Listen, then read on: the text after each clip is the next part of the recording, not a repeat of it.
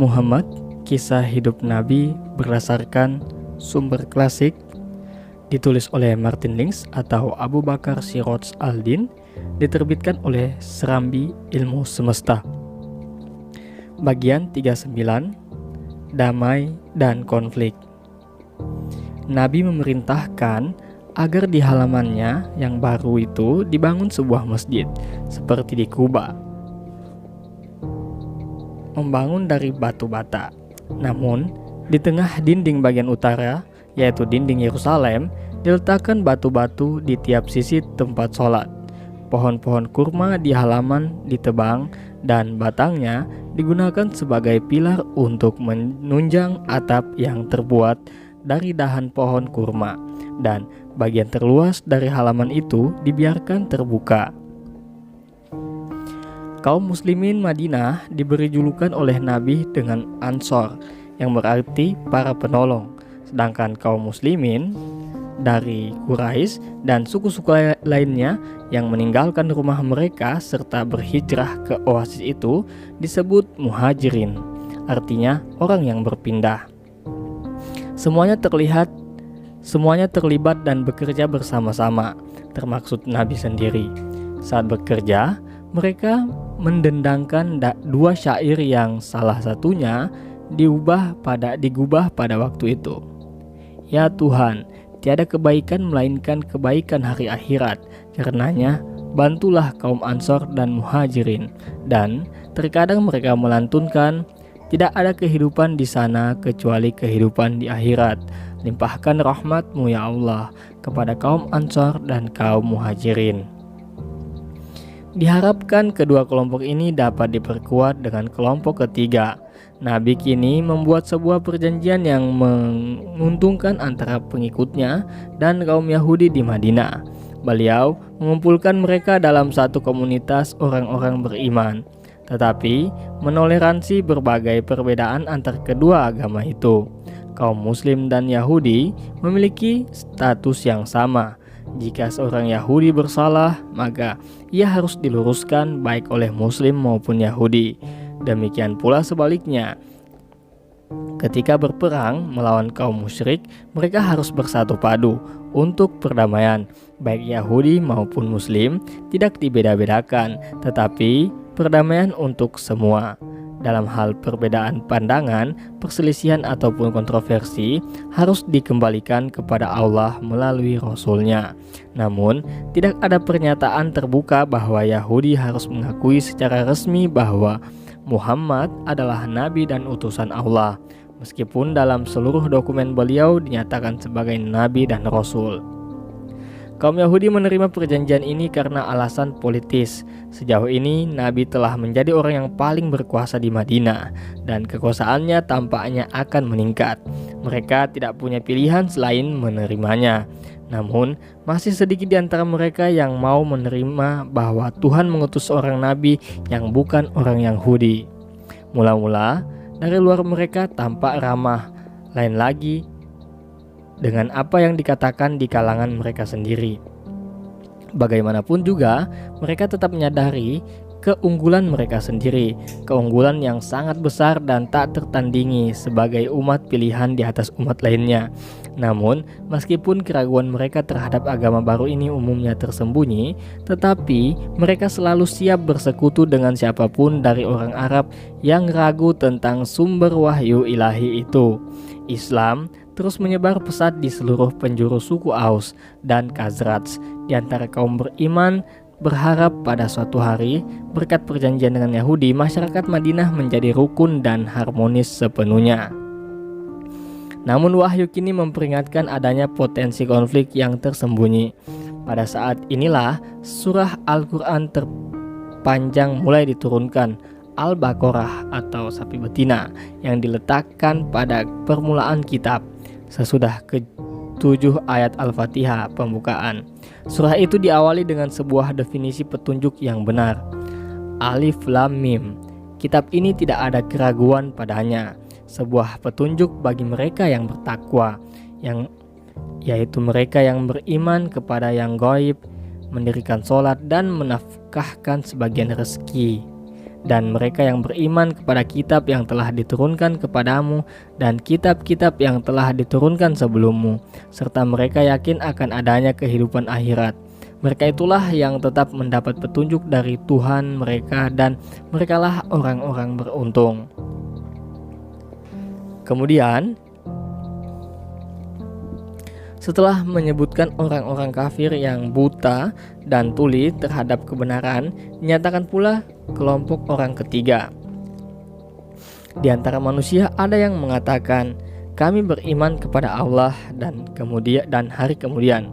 Padahal mereka itu sesungguhnya bukan orang-orang beriman, dan apabila mereka berjumpa dengan orang-orang beriman, mereka mengatakan kami telah beriman, dan bila mereka kembali kepada setan-setan mereka mengatakan sesungguhnya kami sependirian dengan kamu, kami hanyalah berolok-olok.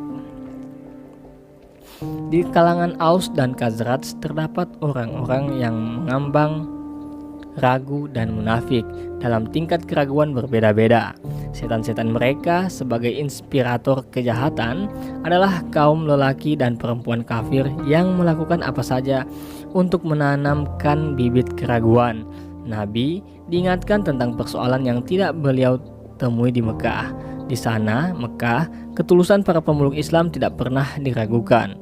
Mereka berpindah agama semata-mata karena motivasi spiritual, karena mereka tidak sedikit pun mendapatkan keuntungan duniawi. Bahkan, pada beberapa kasus justru merugikan. Namun, kini ada motivasi keduniaan untuk memeluk agama baru ini, bahkan cenderung meningkat. Hari-hari tanpa orang munafik di antara kaum muslim telah berakhir untuk selamanya. Beberapa di antara setan-setan yang dimaksud adalah orang Yahudi. Wahyu yang sama menyatakan, sebagian besar ahli kitab menginginkan agar mereka dapat mengembalikan kamu kepada kekafiran setelah kamu beriman, karena dengki yang timbul dari diri mereka sendiri. Kaum Yahudi sangat bersemangat menanti kedatangan Nabi yang telah diharapkan, bukan karena pencerahan spiritual, melainkan karena mereka berharap dapat merebut kembali supremasi mereka di Yastrib. Mereka kini terguncang menyaksikan orang yang mendakwahkan kebenaran tentang Tuhan yang satu itu ternyata dari keturunan Ismail dan bukan Ishak. Lagi pula, keberhasilannya nyata-nyata didukung oleh kekuatan Tuhan. Mereka khawatir dia adalah nabi yang dijanjikan karena dia diutus kepada kaum yang mereka benci. Mereka berharap agar dia bukan seorang nabi. Mereka berusaha mempengaruhi diri mereka sendiri dan orang lain bahwa dia bukanlah utusan langit yang sebenarnya. Muhammad telah mengaku berita-berita yang diterimanya berasal dari langit, padahal dia tidak tahu di mana untanya berada, kata seorang Yahudi pada suatu hari ketika salah satu unta Nabi terlepas. Aku hanya tahu apa yang Allah beritahukan kepadaku, kata Nabi mendengar hal itu. Dan dia menunjukkan kepadaku bahwa unta itu berada di lembah sempit yang kau akan kuberitahu. Ikatannya tersangkut di sebuah pohon. Beberapa orang Ansar pergi dan menemukan unta itu di tempat yang dikatakan Nabi tersebut. Mula-mula banyak kaum Yahudi menyambut apa yang tampak menjadi akhir semua bahaya pecahnya perang sipil di Madinah. Meskipun demikian, mereka memperoleh keuntungan dari bahaya tersebut karena perpecahan di kalangan orang Arab akan meningkatkan status orang non-Arab yang akan sangat disukai untuk dijadikan sekutu. Namun, persatuan Aus dan Khazraj membuat persekutuan lama tidak lagi berarti, dan pada saat yang sama, persatuan itu memberikan kekuatan yang hebat bagi kaum Arab Yastrib. Perjanjian kaum Yahudi dengan Nabi memungkinkan mereka untuk berbagi kekuatan tersebut. Namun, itu juga berarti mendatangkan kewajiban atas kemungkinan berperang melawan kekuatan Arab yang jauh lebih besar dari Madinah. Ada pula kemungkinan buruk bagi mereka dari aturan baru yang belum dicoba. Sementara aturan lama telah diketahui dan tata caranya sudah sangat dikuasai, sehingga mereka ingin segera kembali kepada aturan lama itu. salah seorang politisi Yahudi yang sudah lanjut usia dari Bani Kainuka, seorang ahli seni, mengeksploitasi perpecahan antara suku-suku Arab. Mereka frustasi dengan persahabatan baru antara Aus dan Khazraj itu.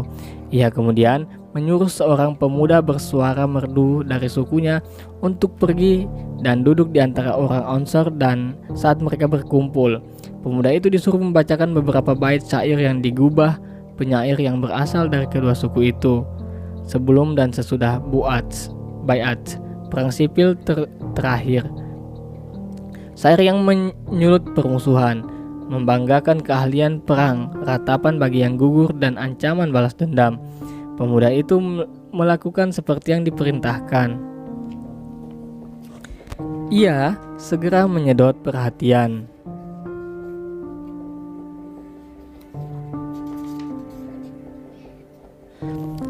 Ia segera menyedot perhatian dari semua yang hadir di sana, membawa mereka ke masa lalu. Dengan penuh semangat, orang-orang Aus memberi tepukan atas syair tentang Aus, dan orang-orang Khazraj pun melakukan yang sama. Kedua pihak mulai berdebat satu sama lain, memuji diri sendiri, meneriakkan ejekan dan ancaman, sampai akhirnya terdengar teriakan perang, perang. Mereka pun keluar menuju jalur lava, mengarah pada pertempuran. Ketika berita itu sampai kepada Nabi, beliau mengumpulkan semua orang Muhajirin yang ada di sekitarnya dan segera keluar ke tempat kedua suku tuan rumah yang siap untuk bertempur. "Hai kaum muslim," seru beliau, dan kemudian menyebutkan 2 kali nama Allah. "Allah, Allah," beliau melanjutkan. Akankah kalian melakukan hal yang terjadi pada masa jahiliyah, sedangkan aku beserta kalian? Allah telah menuntun kalian kepada Islam dan meninggikan kalian dengannya, menguatkan kalian untuk menghancurkan keberhalaan, menyelamatkan kalian dari kekafiran, dan menyatukan hati kalian. Mereka seketika menyadari kekeliruan mereka, menangis dan saling berpelukan, lantas kembali bersama Nabi ke kota, memperhatikan dan taat kepada ucapan-ucapannya. Untuk lebih mempersatukan kaum mukmin, Nabi kini membuat sebuah perjanjian persaudaraan antara kaum Ansar dan Muhajirin. Maka setiap orang Ansar akan memiliki saudara seorang Muhajirin yang lebih dekat kepadanya daripada orang Ansar sendiri, dan setiap orang Muhajirin akan memiliki saudara seorang Ansar yang lebih dekat kepadanya daripada orang Muhajirin sendiri. Namun diri dan keluarganya dikecualikan, karena akan sangat tidak adil jika beliau memilih salah seorang Ansar sebagai saudaranya sedangkan lainnya tidak. Karenanya beliau mengangkat tangan Ali dan berkata, "Inilah saudaraku," dan beliau menjadikan Hamzah sebagai saudara Zaid. Di antara tokoh musuh Islam adalah 2 sepupu, anak 2 perempuan bersaudara, tetapi ayah mereka berasal dari suku Aus dan suku Khazraj. Keduanya memiliki pengaruh besar dalam sukunya.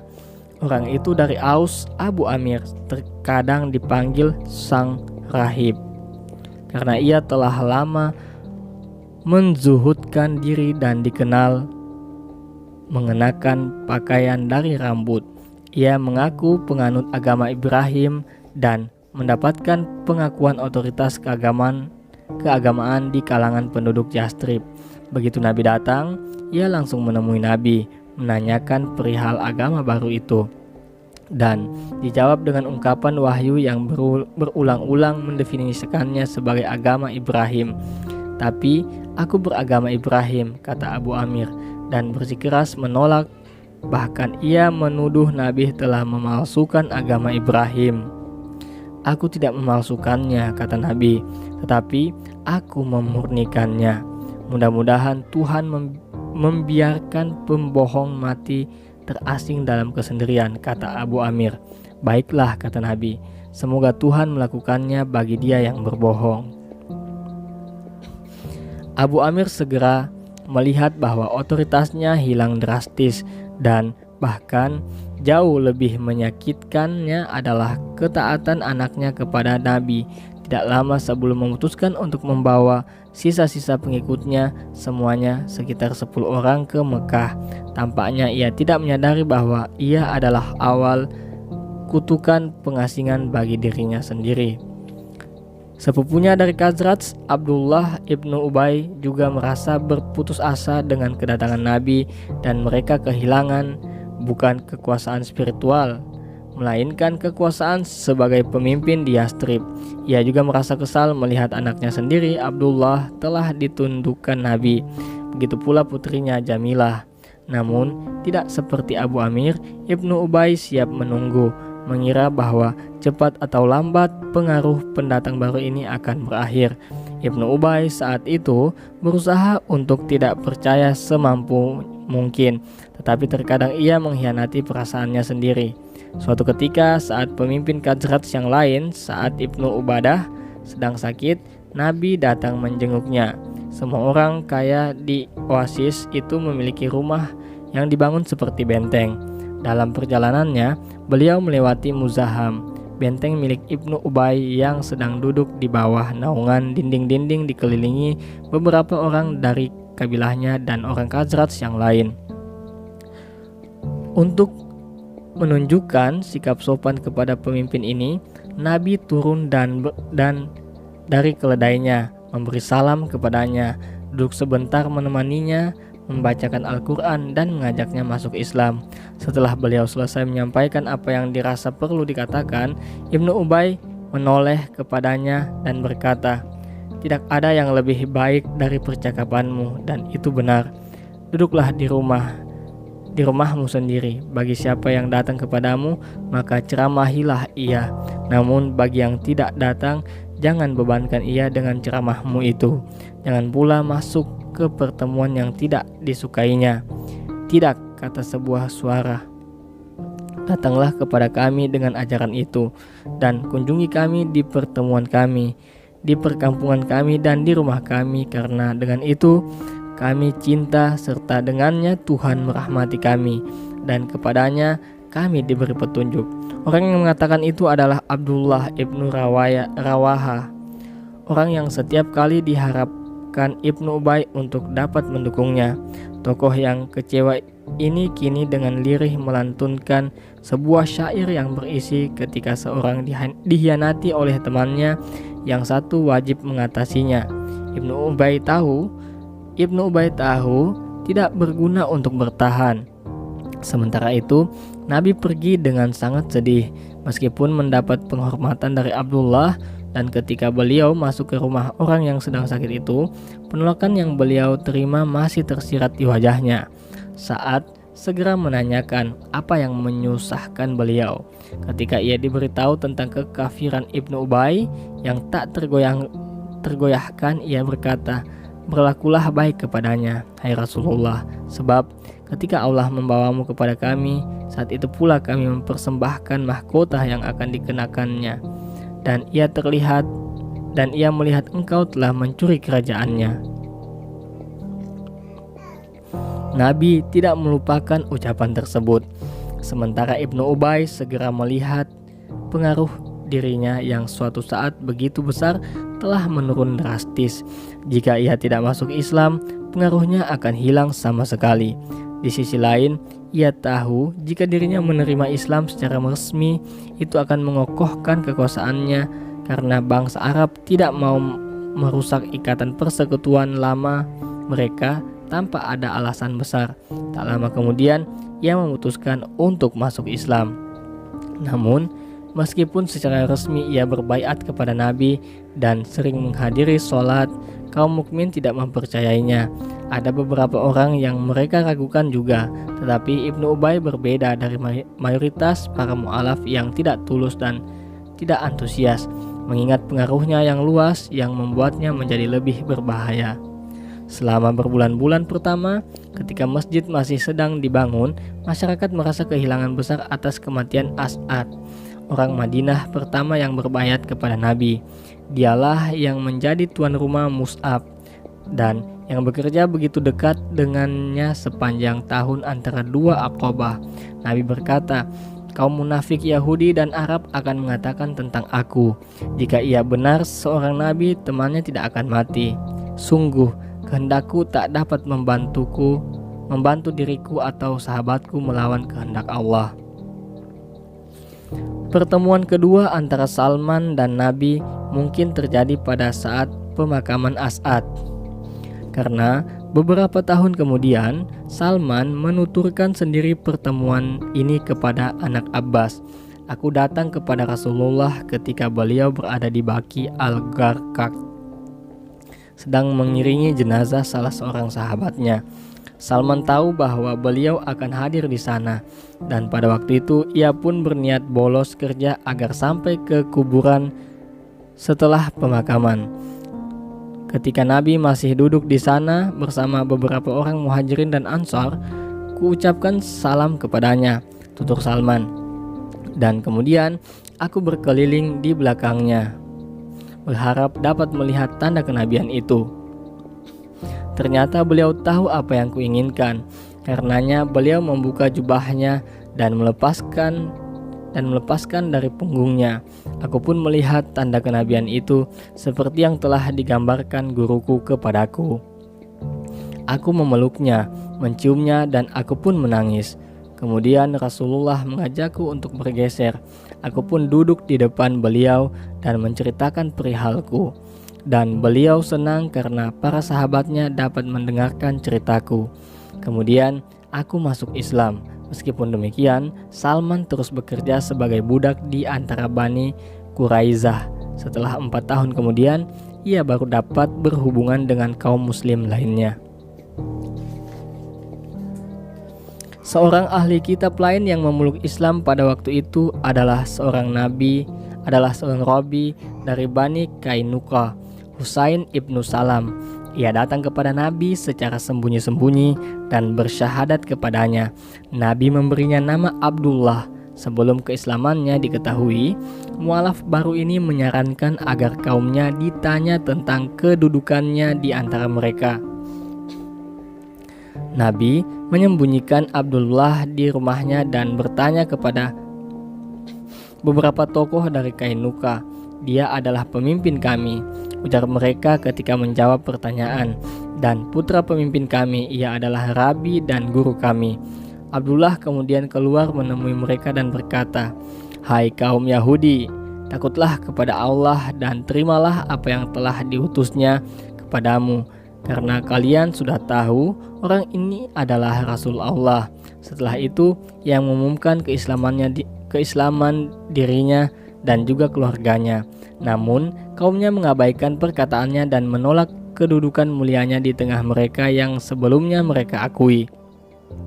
Islam kini telah mantap di Yastrib.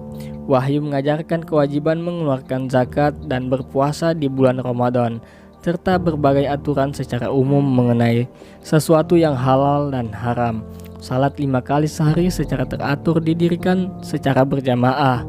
Ketika waktu sholat tiba, masyarakat akan berkumpul di tempat masjid yang sedang dibangun. Masing-masing menentukan waktu dengan melihat posisi matahari di langit, atau lewat tanda awal terbitnya matahari di ufuk timur, atau tenggelamnya di ufuk barat. Namun, pendapat mereka dapat berbeda-beda. Maka, Nabi merasa perlu adanya suatu cara memanggil masyarakat untuk sholat ketika waktunya tiba. Pada mulanya, beliau berpikir untuk menunjuk seorang agar meniupkan trompet seperti yang dilakukan kaum Yahudi. Tetapi beliau kemudian memutuskan untuk menggunakan genta yang terbuat dari kayu nakus, seperti yang dilakukan umat Kristen di timur pada waktu itu. Maka 2 lembar kayu dibentuk genta untuk kegunaan itu. Namun, genta itu akhirnya tidak pernah digunakan karena pada suatu malam, seorang Khazraj Abdullah ibnu Zaid yang ikut dalam Aqabah kedua bermimpi. Keesokan harinya ia menceritakan mimpinya kepada Nabi. Dalam mimpi itu, ada seorang lewat di depanku mengenakan 2 baju berwarna hijau dan ia membawa nakus. Lalu aku bertanya kepadanya, "Hai hamba Allah, maukah engkau menjual nakus itu kepadaku? Apa yang hendak kau lakukan dengannya?" Ujar lelaki itu. "Ia akan kami gunakan untuk memanggil orang-orang untuk sholat," jawabku. "Maukah engkau bila kutunjukkan satu cara yang lebih baik?" tanyanya. "Cara apa itu?" tanyaku, dan ia menjawab, "Hendaknya engkau mengucapkan Allahu Akbar, Allahu Akbar." Lelaki berbaju hitam itu mengulangi takbir sebanyak 4 kali, kemudian diikuti dengan masing-masing 2 kali ucapan, "Aku bersaksi bahwa tidak ada Tuhan selain Allah, aku bersaksi Muhammad adalah utusan Allah.